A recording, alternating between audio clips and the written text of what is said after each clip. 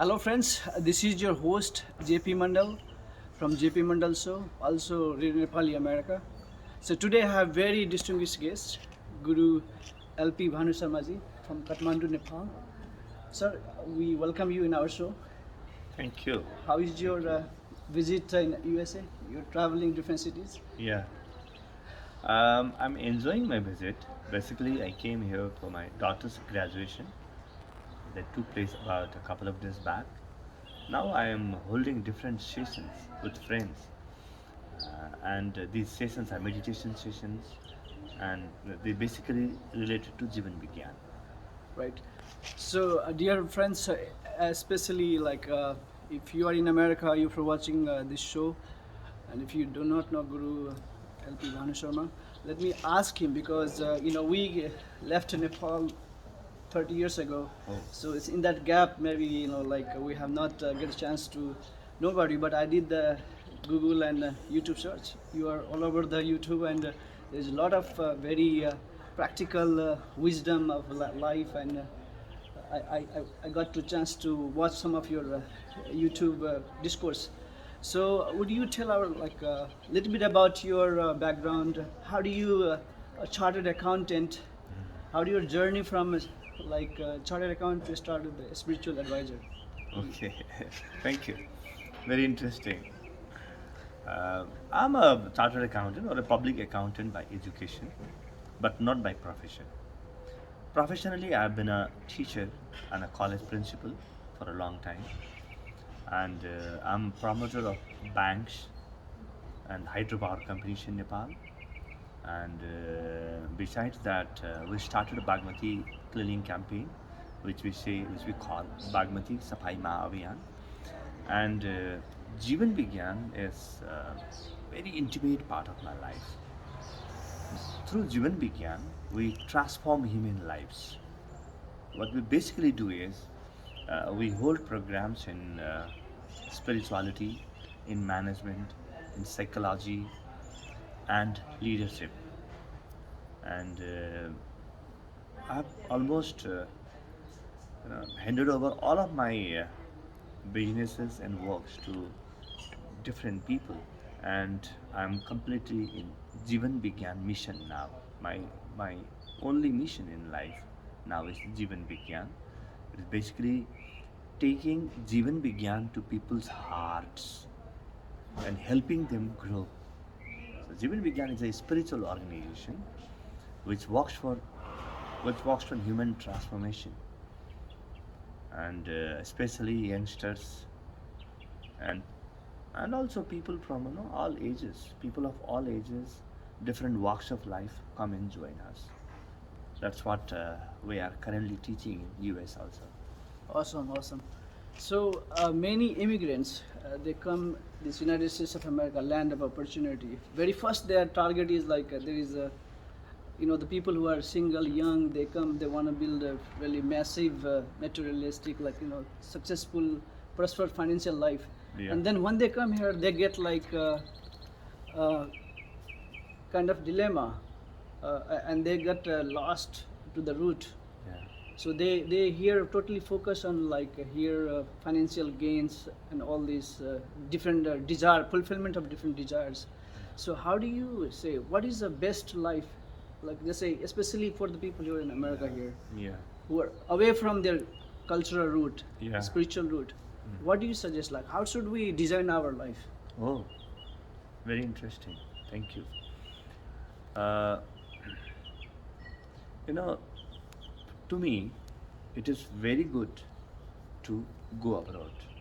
Okay, I dream that all our people are spread out all over the world, and they are doing their best, because the whole world uh, is going to be one village. Is already one village. So I'm not against people going abroad, maybe US, maybe Canada, maybe Europe, maybe Australia, for their for their life, for their career, for their education. Now the question is, how should we rebuild our lives? I have seen that there are a few problems that our people are encountering, they're experiencing wherever they are. The first problem is They are unable to manage their stress. The second problem is, as you pointed out, people are feeling that they are culturally uprooted. They have lost connection with the Nepalese way of life, so with our culture. And this is true not only among the first generation or second generation people, this is true with their children also. Their children are also feeling culturally uprooted. So this is the second problem. The third and very important problem that I have seen is we are unable to grow. We are less productive. We are more dependent on other people, and our people are very hardworking. Our people are laborious. But despite of all this, in spite of putting in a lot of efforts, the productivity is minimum.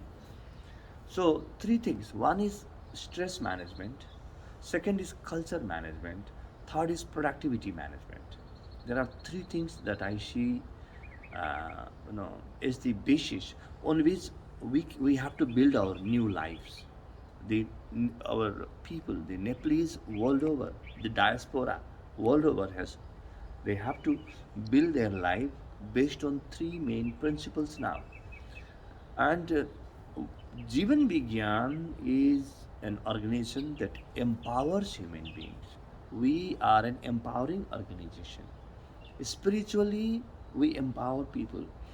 So once we start our programs, basically meditation, once you join the program, the meditation program, you will learn the tools and techniques of stress management immediately.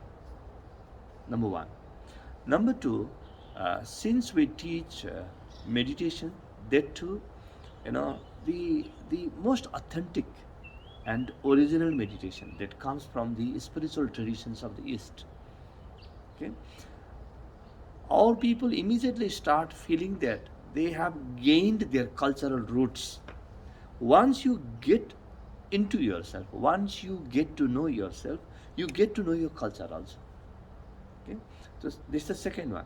Third one is, we conduct sessions on productivity management, on leadership management, on personality development, on wealth management.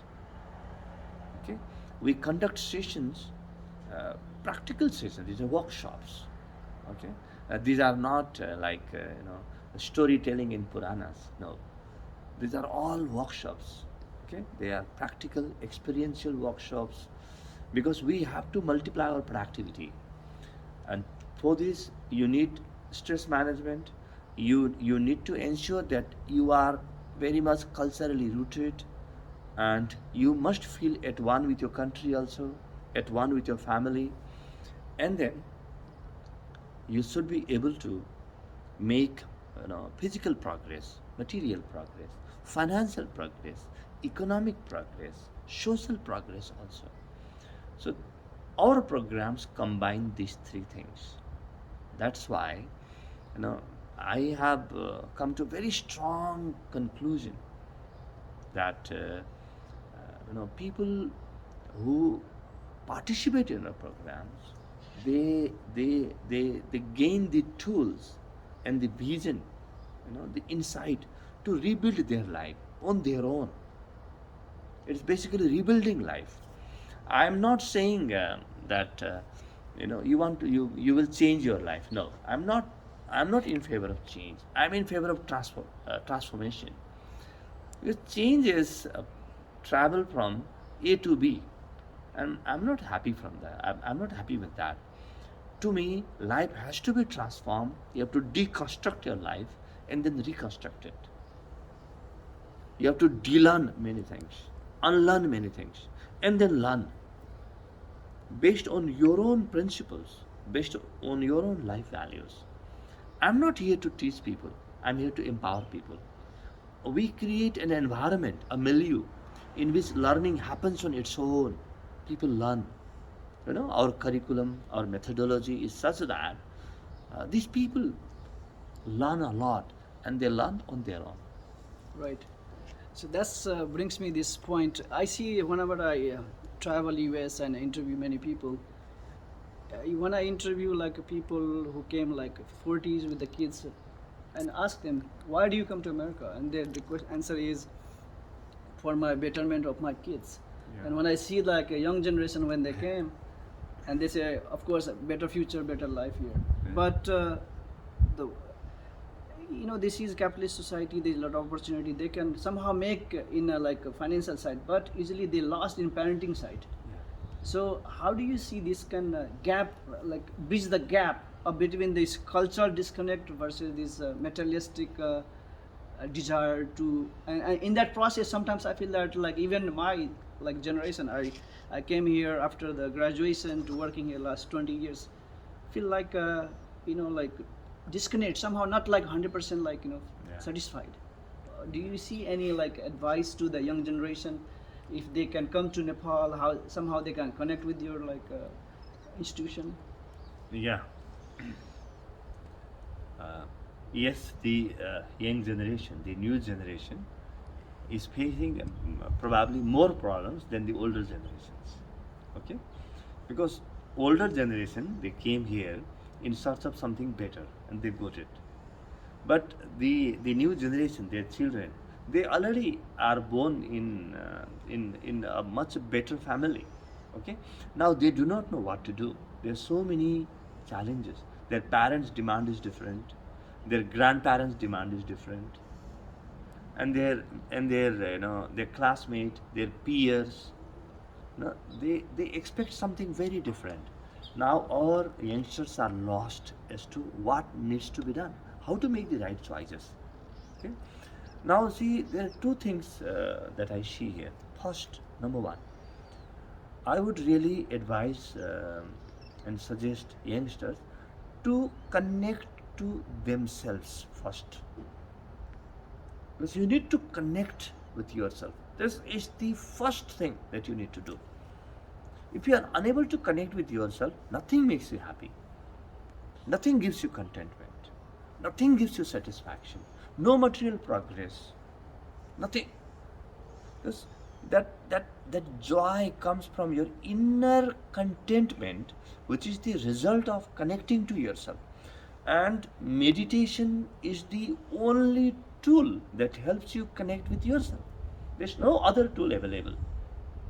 That's the first thing. Once you are able to connect with yourself, slowly you will find that you will be able to connect. You are able to connect with your family also. And once you are able to connect with your family, despite all the differences, despite all the generation gap, there's a there's a common thread that connects everyone, that binds everyone. Okay? If you are able to catch that thread, if you are able to somehow grab that thread through meditation, you will develop very strong bonding with your family, with your peers. Okay? And then only you will be able to develop bonding with your country, with Nepal. Now, what I see about Nepal is Nepal has already become a land of opportunities now. Okay? So youngsters are doing fabulous. Let me tell you, the household income has increased by 40%, 40, in the last 15 years. Or per capita is increasing phenomenally. And we have graduated from the least developed countries to developing countries who have already graduated. And the sustainable development goals of that UNDP UN has formulated, we're making substantial growth in all the parameters. In another one decade, in just 10 years, you will see Nepal's literacy rate is 100%. There is no longer going to be poverty. And what I see is, this is the right time that you come back to Nepal. I don't mean you leave everything here and get back to Nepal. Okay? I'm thinking of brain gain in a very, very different way. Now, through Jeevan Vigyan, we are helping people, the diaspora world over, to reconnect with Nepal. and then take benefit of the opportunities that Nepal has. Okay, in all dimensions, may it business, may it be business, or politics, or society, or culture, or religion, or spirituality, in all the fronts by making progress. This is the right time for you to encash on that progress. If you do not do it today, or maybe a couple of years from now, you will be late. Okay, the real estate is different there, the business is different, the youngsters, now we have a new breed of entrepreneurs who are very smart.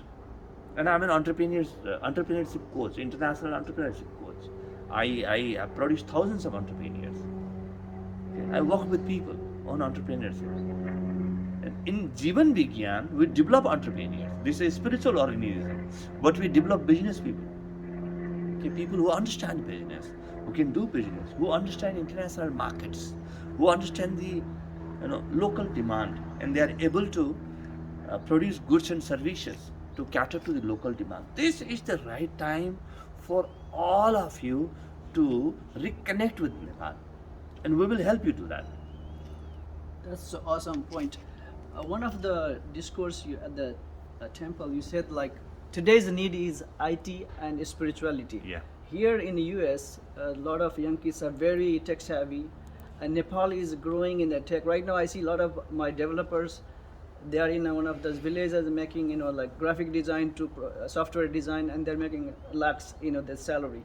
So here in the US we lack the connectivity of spirituality. So it's like it's kind of IT and spirituality is a new opportunity for the young generation of Nepali diaspora. That's what you're saying. Oh, yes. It's not a new opportunity. I don't call it that way. It's an upcoming opportunity. And this is a very organic, there's a very organic research available. Okay? That says that the future belongs to the combination of right integration of information technology and spiritual technology. Okay, spiritual wisdom, because everything today is IT oriented. Everything. In fact, the way we are talking to each other, and the way this talk is going around to people, it's nothing but information technology.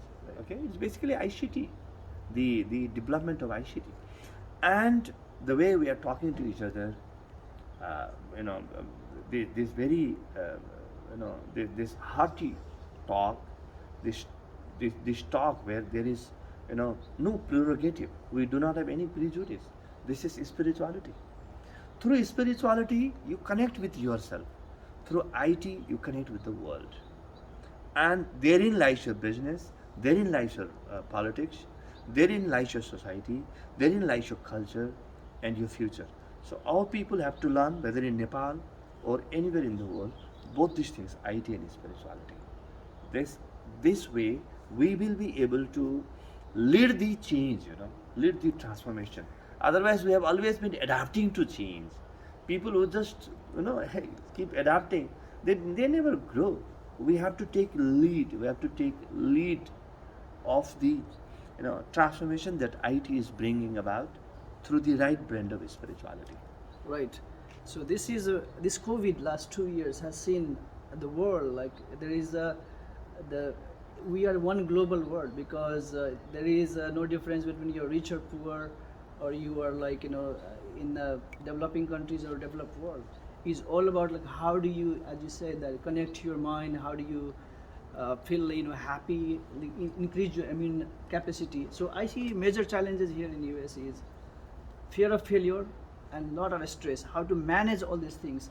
So in your final message, what do you say, like how people can live a balanced life here in US as a practical, like I see Yeah. there is a two extreme. One is very give Yeah. up everything, go in like complete meditation, but one is again you have a desire for the material success. So what is your message to the young Yeah, generation? I always say one thing. Let me tell this in Nepali. रामलाई काम नबनाउनुस्, कामलाई Ram बनाउनुस्. The point is, don't make meditation one of your work, one of your to-do list. Learn meditation. We'll teach you meditation, but then apply that meditation in your daily life. Take it to your school, take it to your business, take it to your dating spot, okay? Take it to your beaches, take it to your malls. Leave that meditation. So this is one of the messages that I want to give to our people, because only through meditation will you be able to reconnect with yourself and your people and your country and the larger life, the larger universe. What else connects you to the sun, to the moon and the stars? They are part of our lives. The sky, the beautiful trees around. Only meditation connects you with all this. So learn meditation and live meditation. Okay? Live it in your day-to-day life, so that we are able to grow, and not just grow, we are able to grow happily, joyfully. We cannot compromise on joy, and this is what Jeevan Vigyan teaches us. So what does it say, if you design your perfect one day, because day is a unit of life. So how do you design a perfect day? Like what you have been doing, and would you share with us? It's like from morning to like evening. Like how do you design like very very interesting. This is what we tell everyone to do. Okay, it's a suggestion. It's not an instruction. Okay? A typical day should begin with your health first. Your yoga, your pranayam, your exercises, and then meditation. Meditation, see, yoga you do, yogasans you do for your body. Meditation you do, your pranayam you do for your mind and emotions, and meditation you do for your soul. Okay, it has to be complete food. The first food has to be complete. Okay, it is not what comes in your plate that is important to you. It is what comes in your mind that is more important to you. Okay, so start with your first food, which should be complete. Do your yogasan, your pranayam, and your meditation, and remaining 23 hours you design the way you want to. Make it flexible, because once you gain that energy early in the morning, you will not be exhausted. You know what I find is, by evening I'm still fresh. I'm fresher by evening. I never feel tired. Okay, I never feel tired, and when I go to bed, it takes me less than a minute to get into sleep. Okay, and I can wake up the moment I want to. If I say I want to wake up in another 31 minutes, I don't need an alarm. Okay, in another 31 minutes, my body will wake me up. I have my bio clock inside me. Okay, so once we complete these rituals, okay, they are not rituals, but I call them rituals. Okay, the yogasan, the pranayam, and the meditation, and then start applying them, we will have a wonderful day and a wonderful life. So you say here the clarity about the meditation. Meditation means you are talking about like take some whichever religion they are, like take one Mahamantra and think on that one, like it's kind of that one, or what is that? No, meditation does not have anything to do with religion. Meditation is secular. You may be an atheist, still very, very spiritual. So am I. So meditation is not about beliefs. Meditation is nothing to do with superstitions. Nothing to do with mantras. Okay? Because mantras will help you remain in your mind. Meditation will help you transform yourself and look into the world that is beyond mind. The world of joy, your world of peace, okay? Your world of love inside. Through meditation, you reconnect with your love, so that you will be able to love your people. How do you love your people otherwise? Right?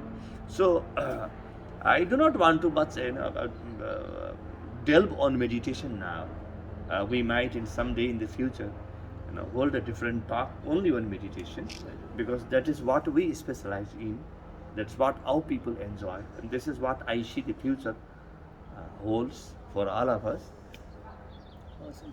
All right. Thank you for your time, and I wish you very pleasant stay in America. And so, if somebody wants to come to Nepal and visit your center or would like to interact with you, what's the best way to do that? Oh, yeah, thank you. All of you are welcome.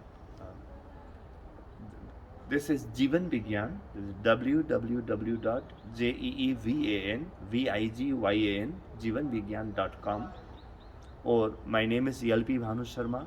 You can listen to me in the YouTube. Okay, there's so many podcasts available, and all of you are most welcome to come. Uh, you you you can take our help, and all whatever we do, this is a selfless service to humanity. We do not earn anything from Jeevan Vigyan. This is our service to God. Okay, because our people are our gods. That's what we take. Thank you so much for having me in this wonderful show. God bless you. Thank you. So, dear friends, so Guru LP Bhanu Sharma is traveling San Francisco, other parts of USA. If you're watching and if you're on my Facebook, please find the location and time, visit. It is my awesome experience, having an awesome time with the Guruji. Thank you again, and keep watching JP Mandal Show, Radio Nepali America. We'll see you next episode. Thank you.